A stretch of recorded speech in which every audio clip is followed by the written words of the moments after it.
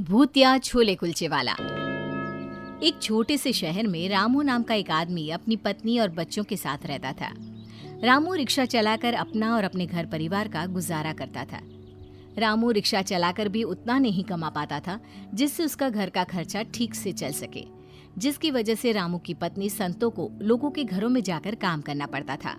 एक दिन की बात है, संतो का 2 साल का बच्चा बीमार था, जिसकी वजह से वो काम करने नहीं जा पाती। और जब वो अगले दिन काम करने जाती है, कल क्यों नहीं आई काम करने? मालकिन जी, मेरा बच्चा बीमार था, इसी वजह से काम करने नहीं आ सकी। मालकिन गुस्से में संतो से कहती है, अगर तू इसी तरह छुट्टी करती रहेगी तो मैं तुझे काम पर नहीं रख सकती। ये ले अपने काम के पैसे और कल से काम पर आने की कोई जरूरत नहीं है। मालकिन जी, मुझे काम से मत निकालिए, मैं आगे से कभी छुट्टी नहीं करूंगी। मैं तुझे काम पर नहीं रखने वाली, जा। संतो का उसकी मालकिन पर कोई असर नहीं होता। वो वहां से रोती हुई अपने घर वापस आती है। तभी शाम को उसका पति भी रिक्शा चलाकर आ जाता है और संतो के हाथ में कुछ पैसे पकड़ाते हुए कहता है, ये लो संतो, आज बस इतनी ही कमाई हुई है।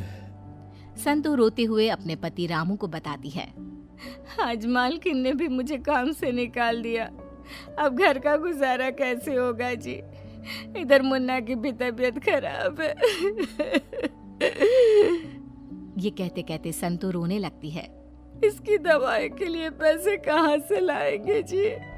रो मत, मैं कुछ ना कुछ और काम कर लिया करूंगा।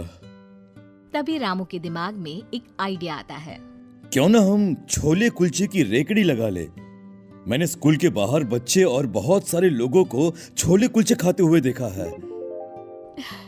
ठीक है जी, मैं छोले कुलचे बेचा करूंगी और तुम रिक्शा चलाया करना।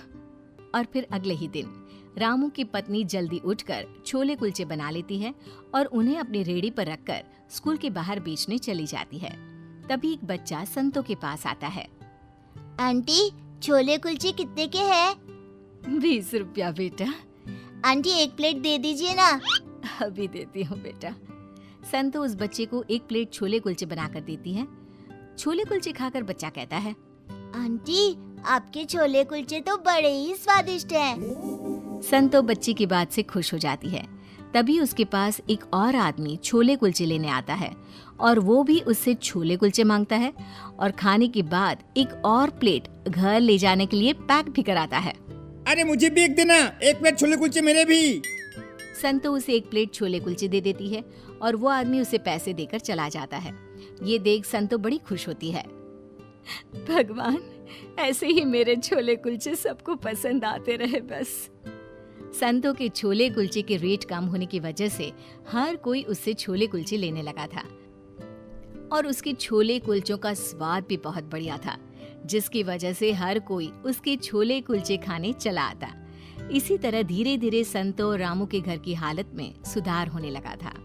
एक दिन की बात थी, रात का समय था। रामू रिक्शा चलाकर अपने घर वापस आ रहा था। तभी सामने से एक ट्रक रामू को टक्कर मारता हुआ निकल जाता है, जिससे रामू की मौत हो जाती है और वो एक भूत बन जाता है। अब मेरे बीवी बच्चों का क्या होगा?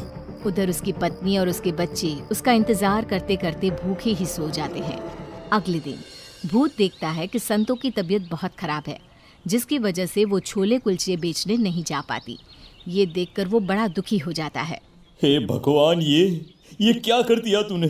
अब मेरे बच्चों का क्या होगा? जैसे तैसे करके घर की थोड़ी सी हालत ठीक हुई थी, अब मेरी पत्नी भी बीमार है। अब मेरे बच्चों का क्या होगा? और अगली सुबह भूत वापस रामू बन जाता है और जैसे ही घर आता है तो संतो उसे देखकर रोने लगती है। तुम कहाँ चले गए थे जी? वो कल रात मैं वहीं सड़क पर रिक्शा में सो गया था, इसलिए मैं घर पर नहीं आ पाया। संतो की तबीयत ज्यादा खराब होने की वजह से वो छोले कुलचे बेचने नहीं जा पाती। भूत संतो से कहता है, तुम चिंता मत करो, जब तक तुम ठीक नहीं हो जाती छोले कुलचे बेचने के लिए मैं चला जाया करूंगा। इस तरह भूत सुबह होने से पहले रामू बन जाता और छोले कुलचे बेचने चला जाता। फिर जैसे ही शाम होती वो घर आकर संतो के हाथ में पैसे पकड़ा देता और जैसे ही रात होती तो वो वापस भूत बन जाता और वो चादर ओढ़कर सो जाता। जिससे किसी को ये पता ना चल सके कि वो एक भूत है। एक दिन भूत छोले कुलचे बनाकर उन्हें स्कूल के बाहर बेचने चला जाता है। देखते ही देखते रामू के सारे छोले कुलचे बिक जाते हैं। ये देखकर वो बड़ा खुश होता है। भूत इसी तरह हर रोज रामू बनकर छोले कुलचे बनाकर उन्हें बेचने लगा था और जैसे ही शाम होती वो घर आकर संतों को पैसे पकड़ा देता और चादर ओढ़कर चुपचाप सो जाता। ऐसे तो जल्द ही मेरे घर की गरीबी दूर हो जाएगी और मेरे बच्चों को किसी भी चीज की कमी भी नहीं होगी। इस तरह अब संतों के घर में पैसों की कोई कमी नहीं थी। उसके घर की हालत धीरे धीरे सुधरने लगी थी। अब भूत ने एक बड़ी दुकान भी कर ली, जिसकी वजह से उसकी बिक्री और ज्यादा होने लगी। अब तो संतो भी बड़ी खुश थी कि उसे लोगों के घरों में काम नहीं करना पड़ता था। उसके बच्चे भी अच्छा खा पी रहे थे और एक अच्छा घर भी था उसके पास। एक दिन रामू का दोस्त रामू के घर आता है। भाभी जी, रामू के मरने का हमें बड़ा अफसोस है। तुम ये क्या बेखुदी बातें कर रहे हो? मेरे पति तो जिंदा है और क्यों उन्हें मार रहे हो तुम? ये कैसे हो सकता है? मैंने खुद उसकी लाश सड़क पर पड़ी हुई देखी थी। नहीं, ऐसा नहीं हो सकता। तुमने जरूर किसी और को देखा होगा।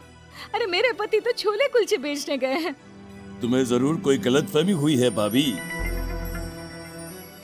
फिर रामू का दोस्त वहाँ से चला जाता है। संतू उस आदमी की बात सुनकर सोच में पड़ जाती है। तभी कुछ देर बाद शाम होती है और रामू घर आता है। संतों के हाथ में खूब सारे पैसे पकड़ाकर सोने चला जाता है। कहीं इनके दोस्त ने जो बात कही थी वो सच तो नहीं होगी। जैसे ही रात होती है, संतो अपने पति की चादर हटाकर देखती है तो उसके होश उड़ जाते हैं। भूत! तुम भूत कैसे बन गए? यानी तुम्हारा दोस्त सही कह रहा था कि तुम मर चुके हो। हाँ, ट्रक के कुचलने की वजह से मेरी मौत हो गई थी, पर जब मैंने तुम्हें बीमार हालत में देखा तो मुझसे देखा नहीं गया और फिर मैं छोले कुलचे बेचने लगा, जिससे कि तुम लोगों को कभी किसी भी चीज की कोई भी कमी ना आ सके। अब तुम्हें कभी भी कोई भी चीज की कमी नहीं होगी। अब छोले कुलचे की दुकान बहुत ही अच्छी तरह से चलने लगी है। अब जब तुम लोगों को पता चल गया है तो मुझे जाना होगा, और वैसे भी अब तुम्हें किसी भी चीज की तकलीफ नहीं होगी। तुमने हमारे लिए कितना कुछ किया। भूत बनने के बाद भी हमारा अच्छे से ध्यान रखा। संतो, अब मुझे जाना होगा। अपने परिवार को सुखी देख रामू की आत्मा को मुक्ति मिल जाती है और वो वहां से हमेशा के लिए चला जाता है।